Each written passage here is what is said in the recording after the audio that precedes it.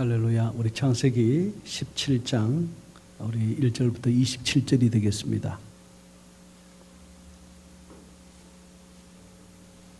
창세기 17장 교독하겠습니다. 아브라함이 99세 때 여호와께서 아브라함에게 나타나사 그에게 이르시되 나는 전능한 하나님이라 너는 내 앞에서 행하여 완전하라.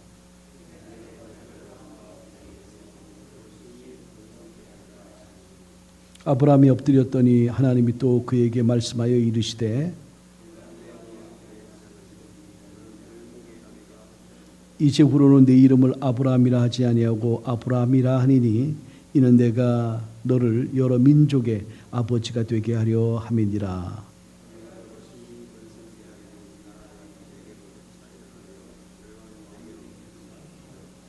내가 내 언약을 나와 너 및 내 대대 후손 사이에 세워서 영원한 언약을 삼고 너와 내 후손의 하나님이 되리라.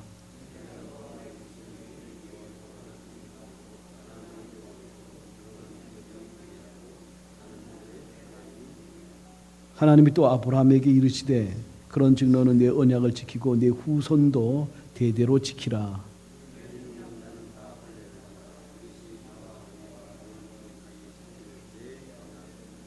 너는 포피를 베어라. 이것이 나와 너희 사이의 언약의 표징이니라.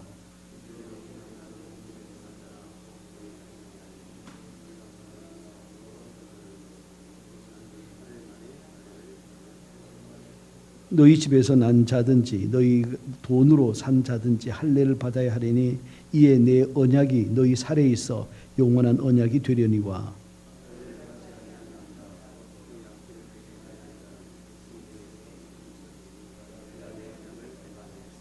하나님이 또 아브라함에게 이르시되 내 아내 사레는 이름을 사레라 하지 말고 사라라 하라. 내가 그에게 복을 주어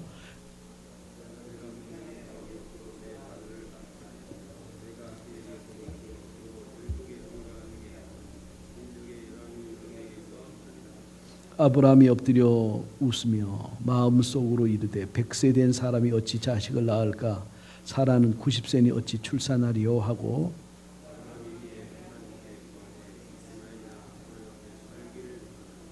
하나님이 이르시되 아니라 내 아내 사레가 내게 아들을 낳으리니 너는 그 이름을 이삭이라 하라.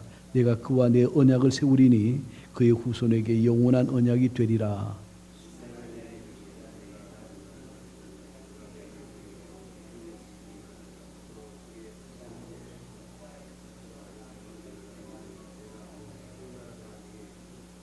내 언약은 내가 내년 이 시기에 사라가 내게 낳을 이삭과 세우리라.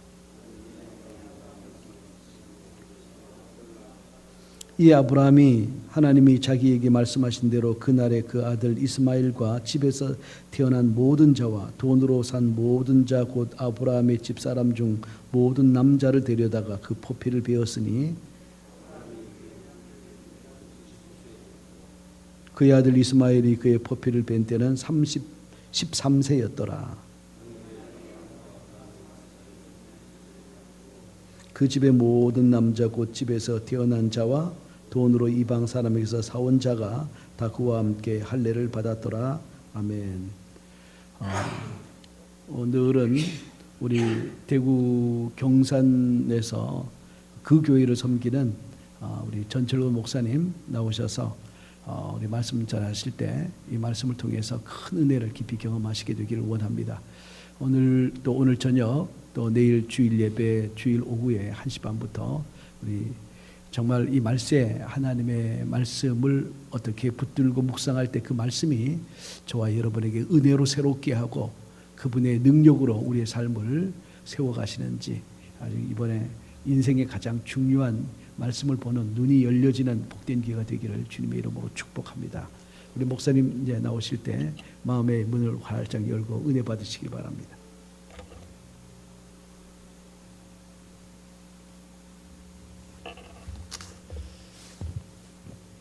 반갑습니다.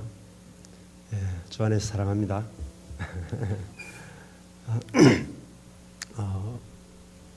저는 미국에 처음 왔어요. 우리 이정희 사모님하고 알게 돼서 이렇게 미국까지 왔는데 참 하나님의 은혜 같습니다. 저 같은 사람이 미국에 오는 것은 참 은혜입니다. 올 수 없는 사람이고 또 아무것도 아닌 사람인데 이렇게 미국까지 참 불러주셔서 특별히 오늘 또 이 교회에서 같이 하나님의 말씀을 나눌 수 있는 은혜를 주신 것을 하나님께 참 감사드리고 또 여러분을 뵙게 돼서 주 안에서 참 감사를 드립니다. 창세기 오늘 17장 말씀인데요.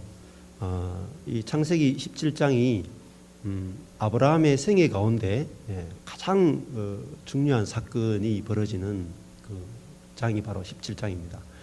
아브라함을 믿음의 조상이다, 믿음의 대표다 이렇게 말하고 구약과 신약 전체를 일컬어서 믿음의 조상이 누구냐, 믿음의 사람이 누구냐 하면은 모든 사람이 아브라함이라고 그렇게 이야기를 합니다.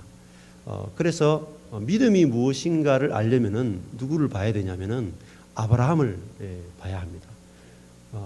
그런데 이 믿음이라는 말이 우리에게 너무나 많이 오해가 되어 있고 정말 믿음의 본질이 무엇인가 참 많이 이렇게 잘못 사용되는 경우가 많이 있습니다.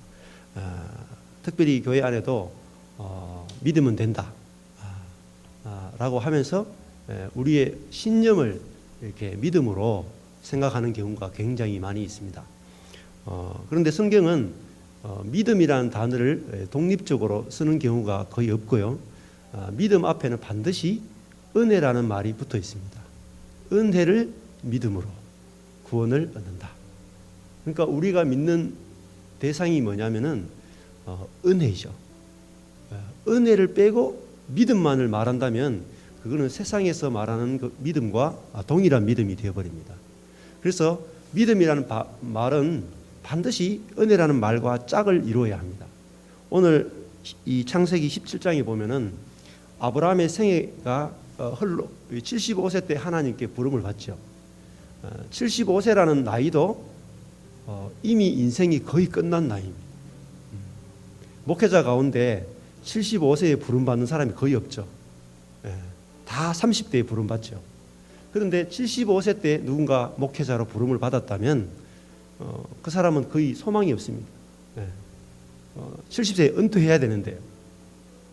다른 말로 하면은 은퇴 끝난 사람, 은퇴까지도 끝난 75세의 사람을 하나님께서 부르셨다는 거죠. 그리고 그에게 아들과 땅과 그가 복 자체가 될 것을 약속하셨습니다. 아브라함은 그 말씀을 들을 때에 너무나 좋았습니다. 자기가 75세인데 아들이 없었거든. 그래서 그 말씀이 너무나 좋게 들려서 믿음이 생겼습니다. 그래서 갈대아 우르를 떠나고 하란을 떠나서 가나안 땅에 들어오게 됩니다. 자기 속에 믿음이 있었죠. 그런데 1년, 2년, 3년, 4년 무려 10년이 지났는데 아들이 안 생기는 것입니다. 그랬더니 사라가 하는 말이 여보, 우리가 하나님을 도웁시다. 하나님이 조금 힘이 부족한 것 같아요. 그래서 우리의 믿음으로 하나님을 좀 도왔으면 좋겠습니다. 그러면서 하가를 시켜서 아들을 낳게 하죠. 그 아들이 이스마엘입니다. 그리고 아브라함은 그 이스마엘이 하나님이 약속한 아들이라고 생각하고 키웠습니다.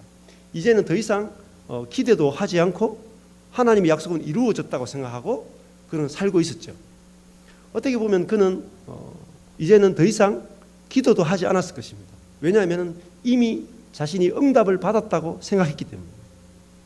그 나이가 지금 몇 살이냐면은 75세 때 나왔다가 85세 정도에 이스마엘을 낳고 무려 14년 정도 시간이 흘렀습니다. 그때 하나님이 찾아오신 거죠. 99세입니다. 사라와 아브라함이 이미 아들을 낳을 수 있는 나이가 지나버렸고 다 끝나버렸습니다. 그 나이가 바로 99세죠. 그런데 육신적으로 아이를 낳을 수 있는 상태만이 끝난 것이 아니라 무엇이 끝났느냐 하면은 아브라함의 믿음이 끝난 나이가 99세입니다. 하나님이 약속한 그 약속을 믿는 믿음 자체도 완전히 사라져버리고 이제는 그냥 삶을 살아가고 있는 아주 평범한 그런 사람이 되고 말았습니다. 그때 하나님이 아브라함을 찾아오시죠. 아브라함이 열심히 기도했기 때문이 아니라 하나님 자신이 약속하셨기 때문에 오직 은혜로 아브라함을 찾아온 것입니다. 그 나이가 바로 99세죠. 하나님께서 나는 전능한 하나님이다 이렇게 자신을 계시하십니다. 근데 전능하다는 말이 원어로 무슨 말이냐면 엘 샤다이예요. 엘 샤다이.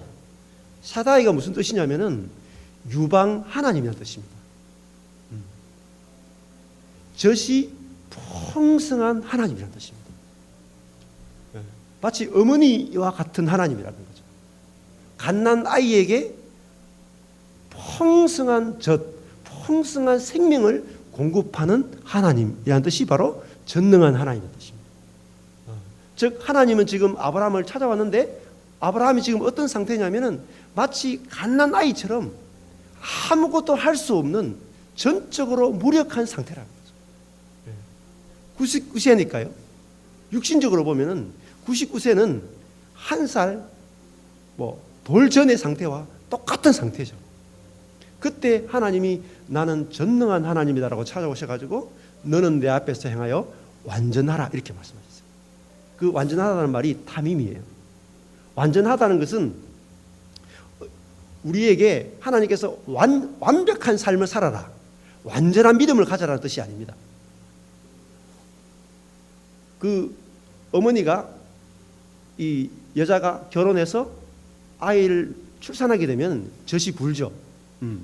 그때 엄마가 아이에게 너는 내 앞에서 행하여 완전하라. 그러면 무슨 뜻이겠습니까?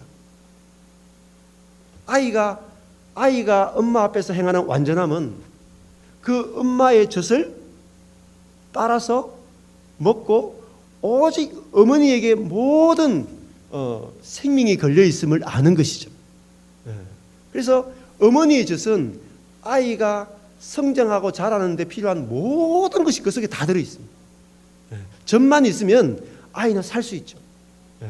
그래서 하나님께서 너는 내 앞에서 행하여 완전하라라는 말은 내가 은혜의 하나님인 것을 알아라고 지금 이야기하시는 거죠. 내가 얼마나 은혜가 풍성한 하나님인지 아는 것이 바로 완전하다는 거죠. 그래서 아브라함이 하나님 앞에 엎드리게 됩니다. 그리고 하나님이 다시 언약을 세웁니다. 이 언약이라는 말이 굉장히 중요한 말입니다. 이 믿음이라는 것을 이해하기 위해서는 언약이라는 단어를 이해해야 됩니다. 언약이라는 말이 히브리어로는 베리트예요. 베리트. 근데 이것이 법적인 당사자 두 사람이 계약을 맺는 거죠. 땅을 사고 팔 때 계약을 맺듯이 계약을 맺는 것입니다. 그런데 이 언약이라는 말 가운데 중요한 말이 9절, 10절 보시면은 이런 말이 있습니다.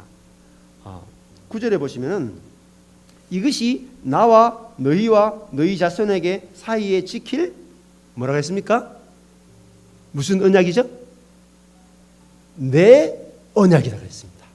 나의 언약이다 그랬어요. 이 말이 굉장히 중요한 말입니다. 왜냐하면은 너와 나 사이의 언약이 아니라 나의 언약이라는 거죠.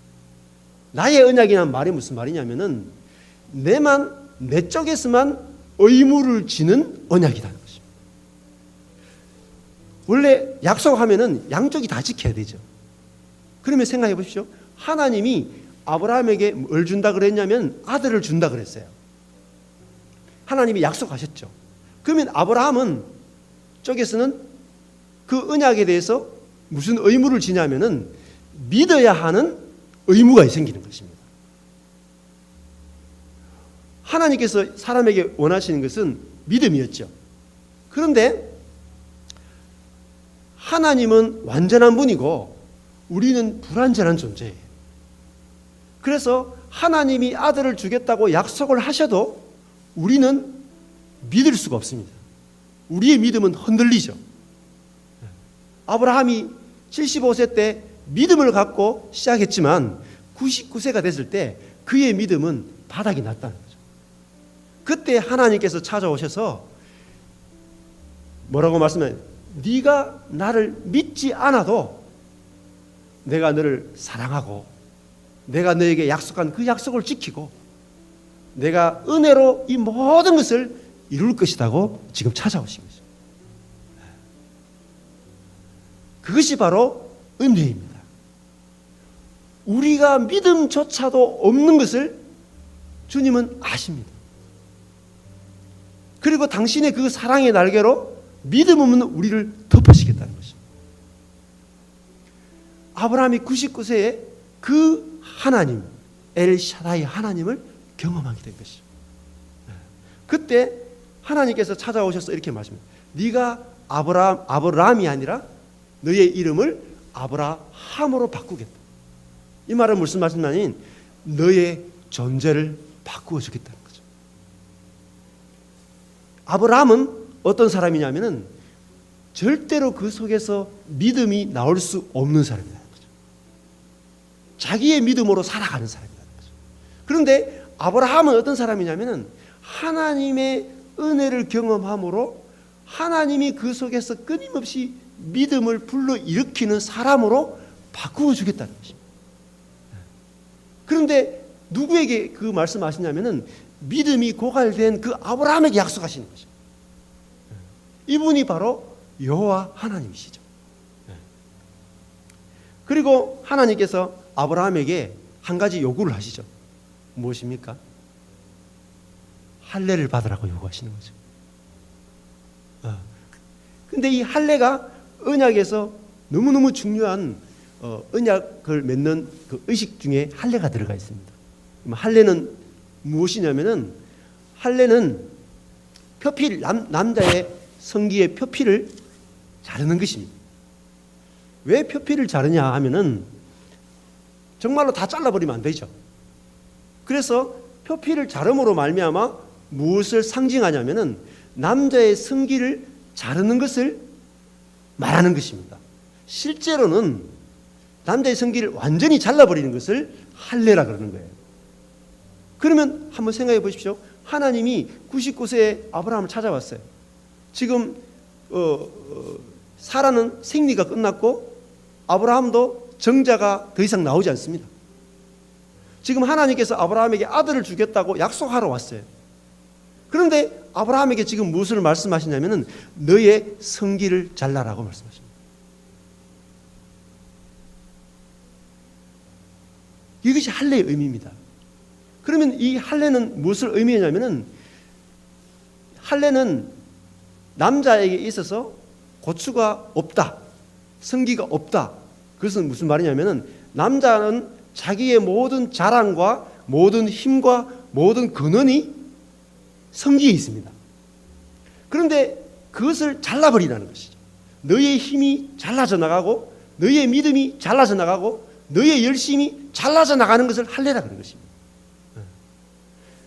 왜 그것이 잘라져야 되냐면은 내가 믿음이 없는 그 상태에서 뭐가 나타나냐면 하나님의 놀라운 은혜가 나타날 때라는 것입니다.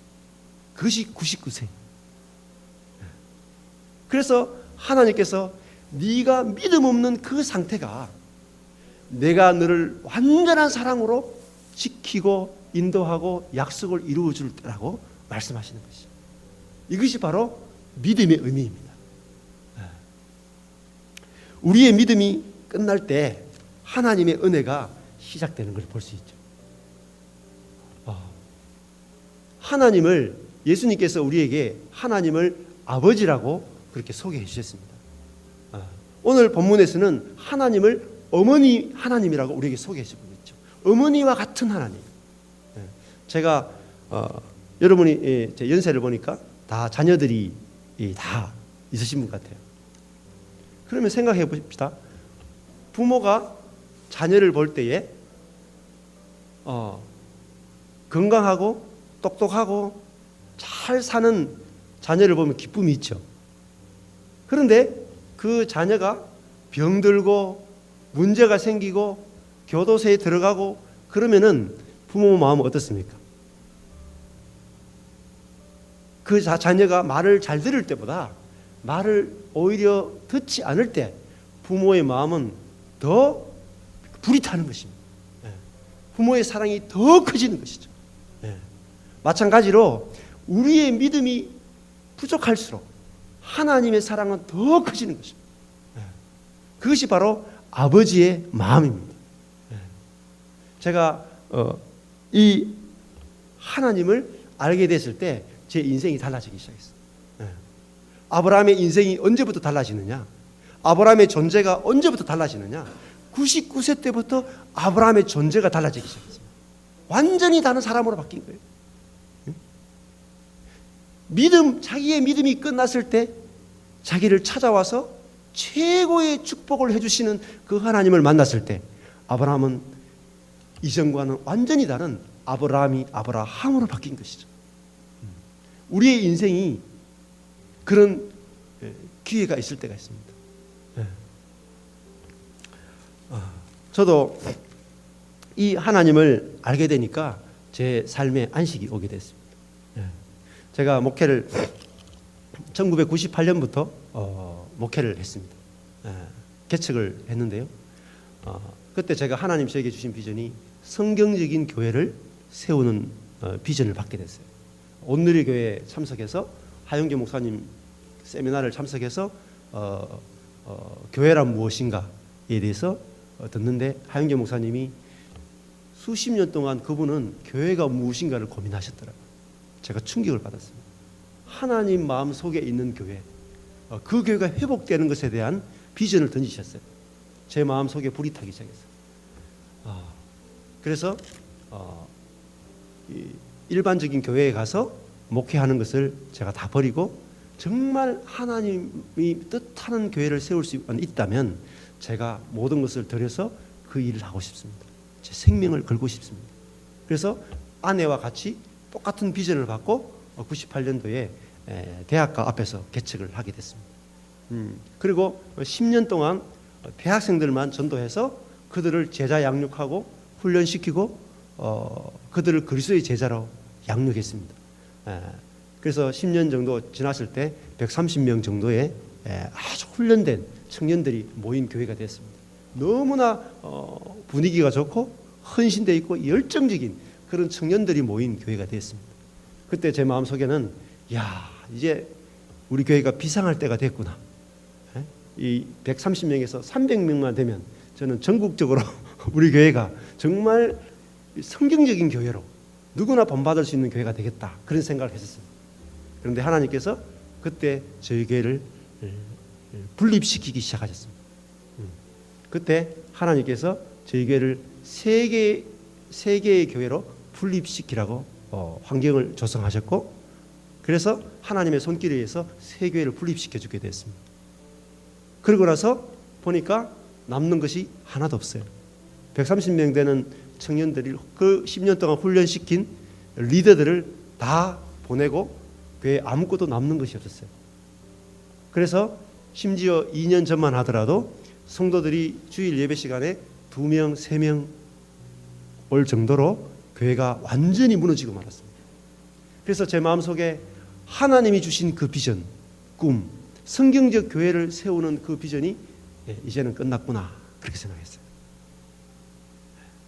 그런데 저의 모든 믿음이 끝났을 때 주님은 일하기 시작하셨어요. 저희 교회만이 아니라 제 주변의 목사님, 사모님들이 저와 성경을 공부하고 싶다고 모임이 시작된 것이죠. 목사님들이 저와 성경을 공부하기 시작했고 사모님들도 복음을 배우고 싶다고 공부하기 시작했습니다. 이런 일이 가능하겠습니까? 목회를 완전히 망해버린 목사, 아무 힘이 없는 목사, 자랑할 것이 아무것도 없는, 주일날 성도가 10명도 오지 않는 그 목사에게 와서 말씀을 배우고 싶다는 거죠. 저보다도 훨씬 큰 목회를 하시는 목사님들이, 사모님들이 같이 교제하고 싶다는 거죠. 왜냐하면 그 말씀 속에서 하나님의 은혜를 발견했기 때문에. 저는 너무나 하나님께 감사하게 됐어요. 왜냐하면 제가 큰 교회가 되어서 목사님, 사모님들을 섬기는 것이 아니라 작은 교회를 가지고 있으면서 목사님, 사모님들을 섬기게 됐어요. 그리고 그분들과 성경을 공부하고 말씀을 나누면서 그분들의 깨어진 모든 가정들이 회복되어지고 교회가 회복되어지는 놀라운 역사를 보게 됐고요. 그리고 텅텅 비어버린 저희 교회에 어떤 일이 일어났냐면은 선교단체들이 와서 쓰기 시작했어요. 청년이 130명 모이고 가득 찼던 교회가 대학생이 한 명도 없는 교회가 됐어요. 그런데 선교단체들이 주일이 아니라 월요일부터 금요일까지 매일매일 꽉꽉 들어차서 그들이 집회를 하기 시작했어요. 그리고 매일 저녁마다 9시부터 11시까지는 그 청년들이 저희 교회에 와서 기도하는 것입니다. 저희들은 기도할 힘을 다 잃어버렸어요. 아무것도 기도할 수 없는 교회가 됐어요. 그러나 하나님께서 그때에 사람들을 통해서 저희 예배당을 채우고 기도하는 역사가 시작됐습니다. 그 길을 걸어오면서 하나님이 나의 모든 믿음이 끝났을 때 하나님이 새로운 믿음을 주시고 하나님의 놀라운 은혜를 알게 하시고 경험하는 역사가 시작됐습니다. 저와 여러분이 젖이 풍성한 하나님, 은혜가 풍성하신 하나님, 그 하나님 가운데서 그 하나님을 날마다 알아가고 그래서 조금도 부족한 없는 그런 인생을 알아갈 수 있게 되기를 축복합니다. 저는 그 하나님을 알게 됐을 때 내 인생이 조금도 부족함이 없구나. 그래서 제가 목사님들 만날 때마다 저는 그렇게 말합니다. 제가 세상에서 가장 행복한 목사입니다. 왜냐하면 제가 엘샤다이 하나님을 만났기 때문에 제 자랑이 끝나고 제 힘이 끝나고 아무것도 할 수 없을 때 하나님의 모든 은혜가 시작되고 그것이 나타난다는 것을 봤기 때문에 저는 너무나 행복해요. 그 행복을 여러분과 나누었으면 좋겠고 또 여러분의 인생이 지금 보니까 연세가 많으신 분들이 계세요. 지금부터 시작입니다. 하나님의 은혜는 지금부터 시작이에요. 하나님께서 우리를 위해서 감춰 놓으신 그 은혜는 상상할 수가 없습니다. 여러분이 하늘나라 가는 그날까지 하나님이 예비해 놓으신 아브라함이 99세부터 받았던 그 놀라운 은혜를 누릴 수 있는 축복이 함께하기를 주님의 이름으로 축복합니다. 하나님 아버지 감사합니다. 아브라함이 하나님을 신뢰하는 그 믿음이 끝났을 때 하나님은 아브라함을 찾아오셔서 그를 축복하시고 그를 사랑으로 품어주시고 그에게 오히려 더 놀라운 복으로 그를 복 주시는 것을 보게 됐을 때 하나님 그가 그 하나님을 믿지 않을 수 없고 그 하나님을 사랑하지 않을 수 없게 된 것을 보게 됐습니다. 하나님 우리의 인생 가운데도 나의 믿음이 끝났을 때 그 나를 불쌍히 여기시는 하나님으로 인하여 우리가 하나님의 사랑을 경험하고 체험함으로 우리가 아브라함이 되는 그 축복을 누리는 인생이 다 될 수 있도록 은혜 베풀어 주시옵소서. 예수님 이름으로 기도했습니다. 아멘.